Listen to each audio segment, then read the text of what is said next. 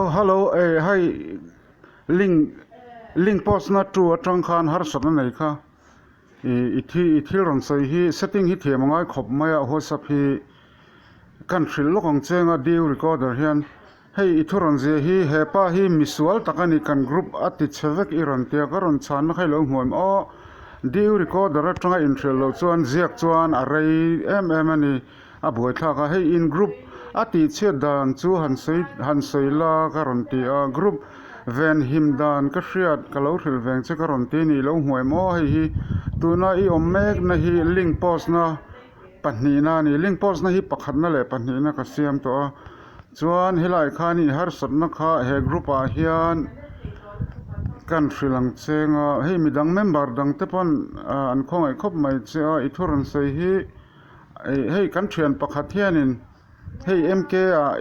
ti hian a profile name a mk da 6902291497 hianin a hming ka hrelo tunge a hming mk ti ringot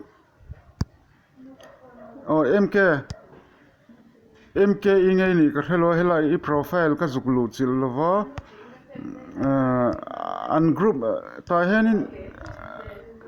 an group link pa khan thuziak thei phim khurangai uluk deuh hlek chiar nuam tur hian hei to nei thuron je pa an group link pa khan chu an group an icon a sanalem le poisalem a chuanga kha group siam tu pa kha ani a hriat the mahar ang reng ani hriat all sam tur je tur ani a mi zo wal link ani chu I group sei chu ron te helai mi hianin 708535739 hianin mizo walling ani chu I group sei chu ron ti a chuan har satna nei kha I group ti chevek tu kha 6909291497 hian I group khan lo ti chiat sak chei buai hle icon te an thla ka chuan I WhatsApp a setting I lo rem mia box si lo group in CM thiam ve tro kai CM khani a hetai har sat nei ka phushu sokang che har san hi ka chin fel sok don che ni ta hani thoron je hen kan group chunga member atong group link an lo up trawa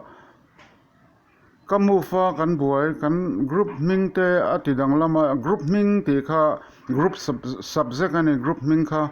amile makha icon ani a description hei dan le dun kan je kha description ani ta hian atidang lam tu khai iti hlei thei si lo member te khoi thei lovin ka da thiam si lowai ron te ni ta tak hen I group a member ho khoi thei lowai da dan tur chu WhatsApp isiama khan setting a lunga admin only a da tur chumi lu dan chu kan thil bokang che man mo deuin ka khonga em che wangin ka ron boi pui lo thei si lo che ta hianin midang khoi thei mia lo tura I da dan tur kha group setting a lunga ni chu only admin tia khan all hey ete kan thil nga lo long chenga ta hen hete di recorder in thil lo chan zia chan a thuil to katin katan pa boi thak hun kan nei vak lo ni ta hian hei kan lu ta a tu nai om na hi second link post na mun pui link ringot post na mun pui om me ka ni wan na ka siam to a kan mishing kan tam lu tu kan in dai lo mun ro ka om lo pa ni nei ka siam la ni ta hian hei te ni lu thanga hei hi nangma group siam anga in ngai la ti hian hei te ni lu ta a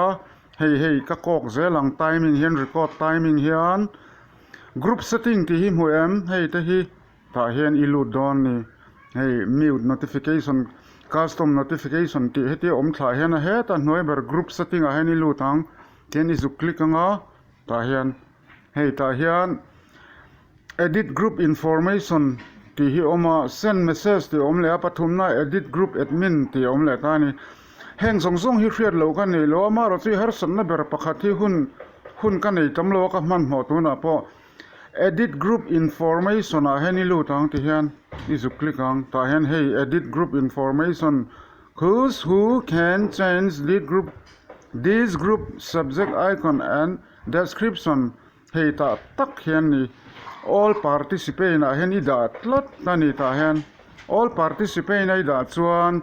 e group member zong ten e group icon te e group description te a subject zong khang kha an lo khoi buai vek thei don chu wang chuan only admin a heni da don ni ten only admin ai da nga chuan i okay ang te hi cancel oma okay ta hian ti khan